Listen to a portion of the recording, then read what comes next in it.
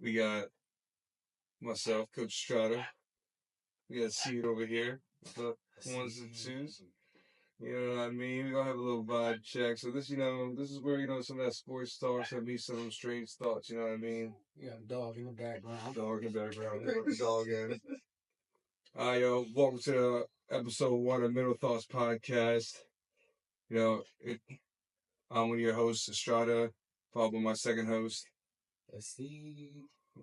It's a little vibe check. So it's gonna be a podcast where we talk about sports and also some of the things that kind of sit in the middle of your thoughts, where sports kind of meet the strange. Guest host.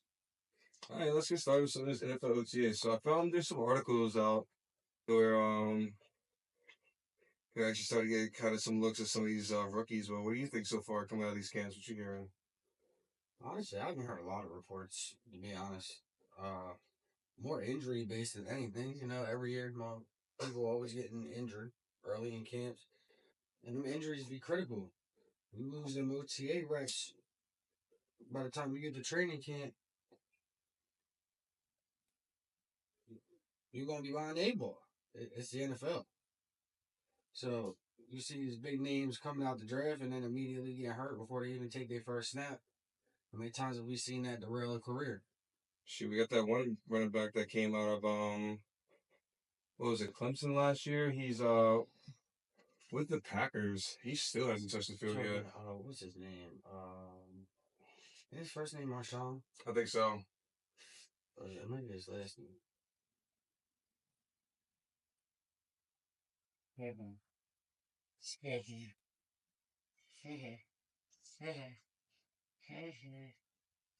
Nope. Nope, get that. Middle thoughts. My middle thoughts. Because it's just sometimes you have that thought that's just kind of stuck in the middle of your head. Can't quite get out. Because if you do, it just sounds crazy. Does everybody always be thinking you crazy, Corey? With all your conspiracy theories that turns out to be just in the news, actually. It's just about once a week. It's okay. Yeah, my favorite part was a couple years ago, we were here talking about the pyramids. It was like, yo, we're saying, it's like, dude, they gotta be generators. We're talking about like the water underneath. Remember that? We're talking about the water underneath it, like all the different metals and stuff, metallic metals. And then like a couple months ago, oh, it appears that there is a structure system that goes all the way through. And we're like, oh, gasp. No way. We didn't just call that here. Yeah, nah, that's crazy, bro. Like, how far down did they say that goes? It's like 300 feet. Shut check right now. It's steep though. But like it's I mean it's so deep that you're talking about that they had to use what X-ray technology and stuff like that. They had to scan the ground to see it. This thing is about 1.2 miles beneath all three pyramids. So pretty much what they're saying is that they found it. They found bunker they've ever found. Exactly.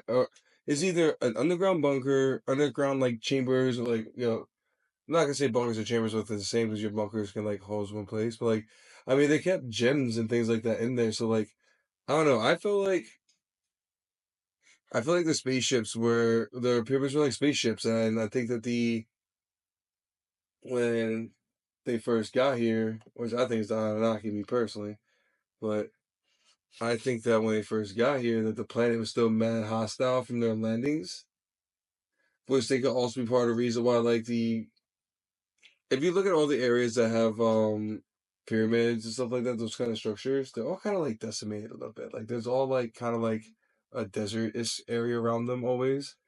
Because I think their impact like fucked up the planet. And I think that the planet was still so messed up that they had to like make underground chambers to be able to communicate and interact with each other because they couldn't survive outside the planet. So you're talking high speed crash landing. 3 high-speed crash landings. Yeah. Think about it. One of the high-speed crash landings could have been one of the great extinctions. If you think about it, one of them could have been the great, one of them could have caused the, Noah's Ark, as the Christians would say. Yeah. They say a big comet came and hit the Earth. What if it wasn't a comet? What if it was one of these structures that came and just wiped everything the hell out? Just cooked everything. Ow. Ow. I mean, how is it that those structures still stand after all these great extinctions that happen? Because the thing is, if they're saying that these structures are as old as they say they are, then that means they're old enough for the great extinction. Look All right, we got at we got fantasy football coming up. The fantasy of the football. the fantasy of the mall. You got pick. You got picks 1 and 2, dog. 1 and 2. 1 and 2. Yeah. You know, I'm really surprised I haven't got any trade offers for either one of them picks. That's because they've been sending me ridiculously terrible trade pick offers for mine. And if I'm dumping them out, there ain't no way they're coming for you. I can't reach that far with them at 2. There's too much talent up there. There's too many running backs that will put up higher points. I just don't know how I feel about this kid in Carolina. I did watch Arizona a couple of times this year, though. The dude is good. He's got solid hands. He is big. He does create separation, but he's kind of slow. But he's fast for his size.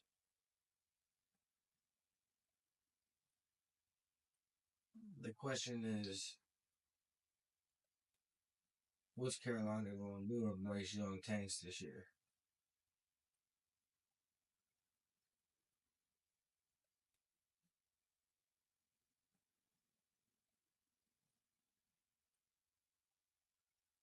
I think if Bryce Young tanks this year, I think Carolina is setting up for either they're going to give their Bryce Young's going to pan out, or They're going for a rebuild. they're going for Archie Manning. Somebody's getting that quarterback. Somebody's throwing a Hail Mary for that. And I think there's a whole lot of teams in the NFL that I are. wouldn't be surprised if it's Indy. Watch it. That's why they signed Daniel Jones. They wanted 2 quarterbacks that suck. Imagine that storyline. Archie Manning drafted to the Indianapolis Colts.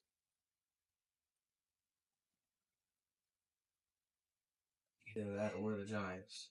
But y'all just The Giants is what. drafted Dart. The Giants is like. Giants fans want that want nothing more than that.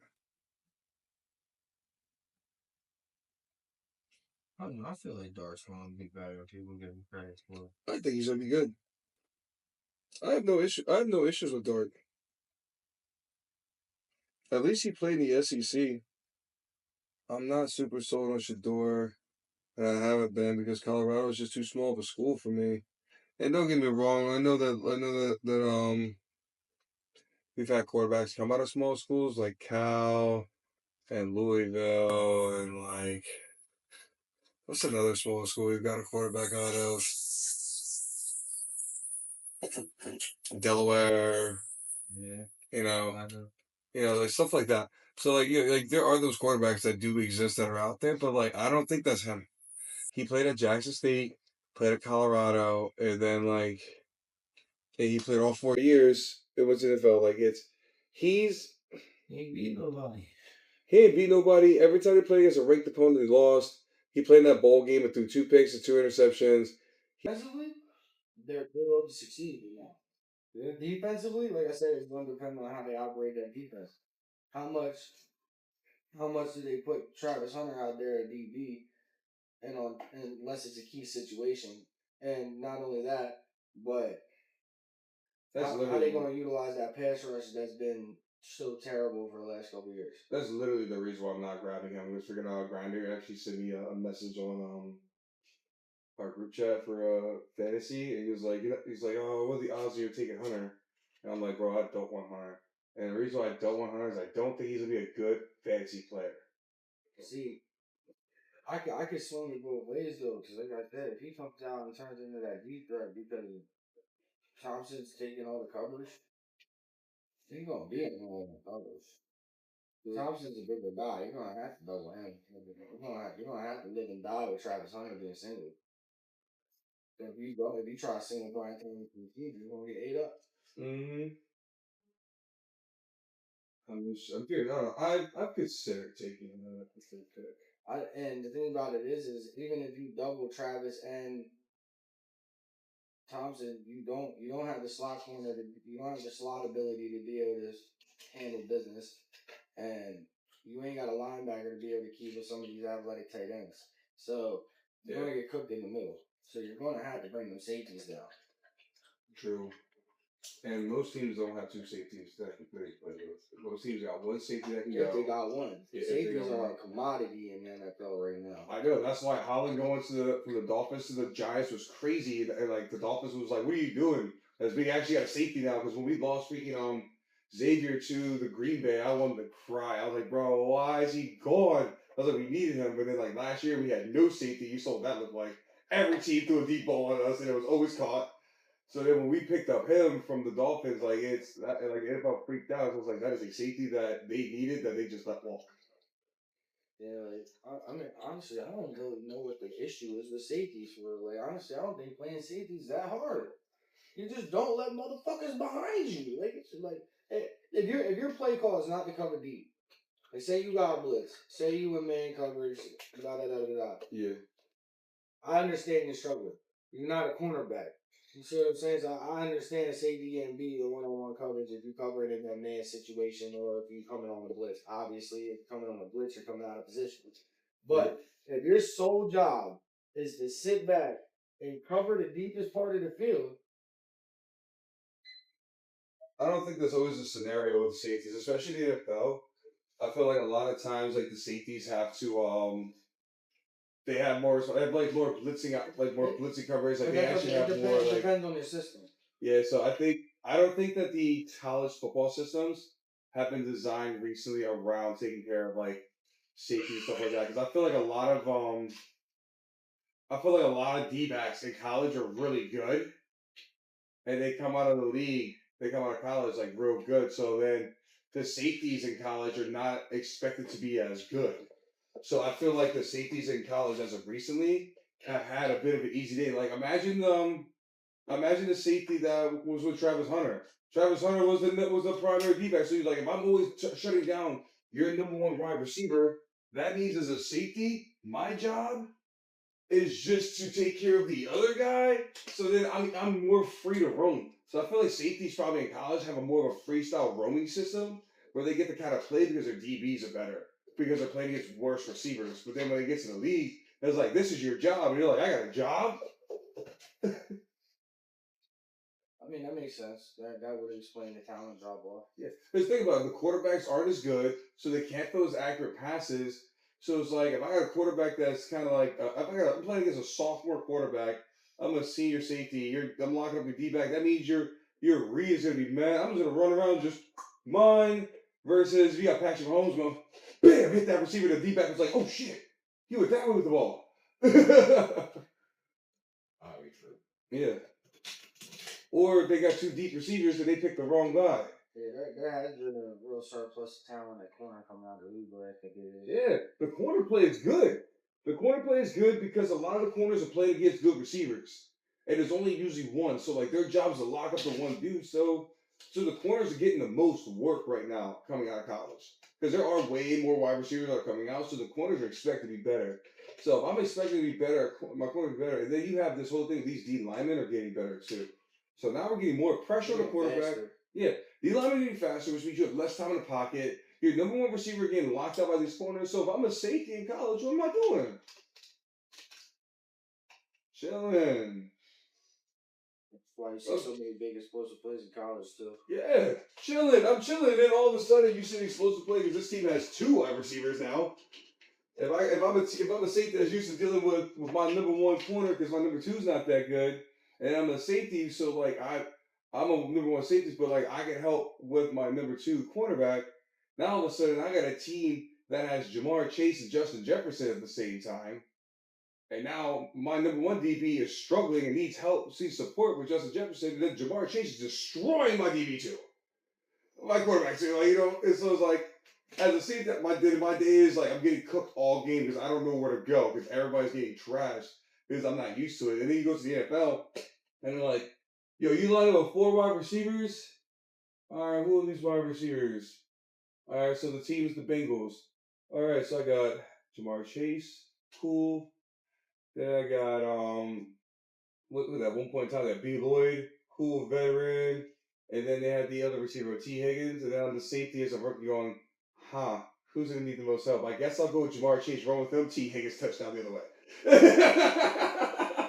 And they just look at that, and they're just getting destroyed. And then they go, all right, well, we'll put two safeties back there.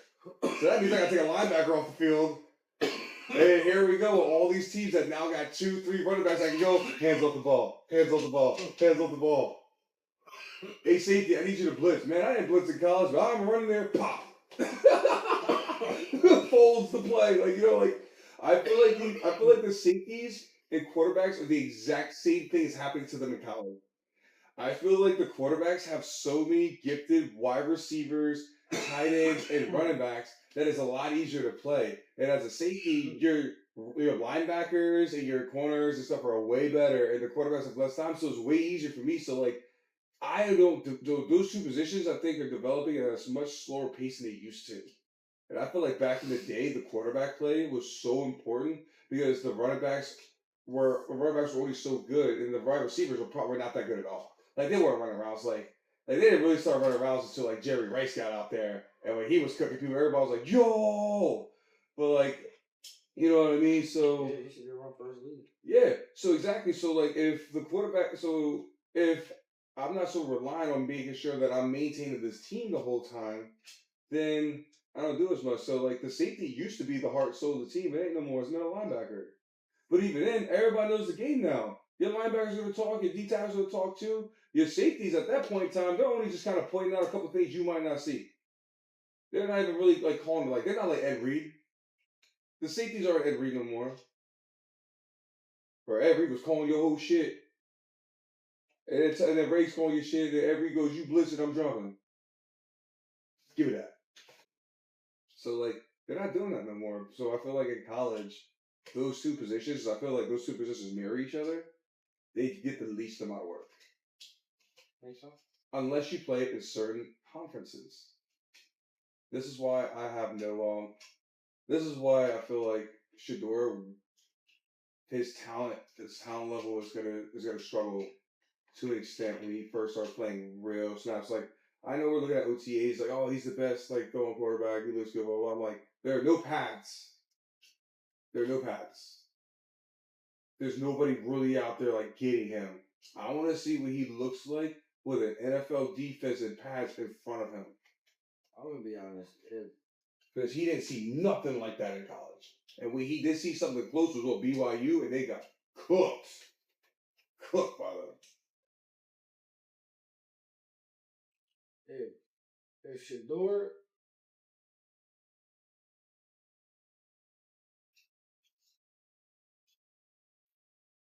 I think he's going to struggle in the very beginning because he has not seen this speed yet. He has not seen the guys that can play like this yet.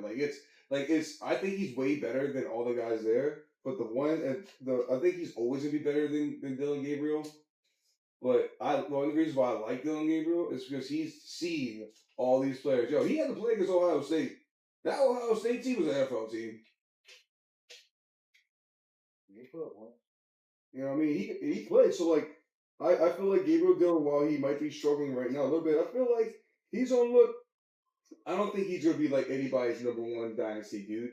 But I feel like he's a guy that can stick around a little. He's gonna be like a Marcus Mariota. Well, it's kind of crazy you say that because he came from Oregon too. Mm-hmm. And the thing about Oregon quarterbacks is it's never really seemed to pan out. Well, he also played with Chip Kelly. We're gonna see what Bo Nix got, but like Bo Nix also didn't play in Oregon all 5 years. He was in the league for like 6 years, wasn't he? In college, yeah. But yeah, he didn't play for Oregon all 6 years. He just finished his career there. So he went through a couple different offenses. But Let's say they were Jalen Hurts. Them quarterbacks go to fucking Oregon for all their entire time, and they wash out the league. Where'd Tua come from? Alabama. Alabama. Alabama quarterbacks suck. Tua's alright. He ain't got the arm strength. That's really the problem. He's not good. Bryce Young's not good. Bryce Young took a little bit of a turn last year. We'll see what Jalen Milroe turns out to. I do not lump in Jalen Hurts with Alabama because I actually watch college football. Unlike a lot of people who like always want to talk about it, I actually watch college football, and I know that he had to go to Oklahoma and play with CeeDee Lamb to get himself to the NFL because he was not getting to the NFL through Alabama because Tua became the guy over there. Mm-hmm. In one start. Mm-hmm. One half. Yep, won the job, and the only time Hurts got to play was when Tua was hurt. What's up, gang? Yo. I mean, I gotta go get ready for work. and I'm off tomorrow.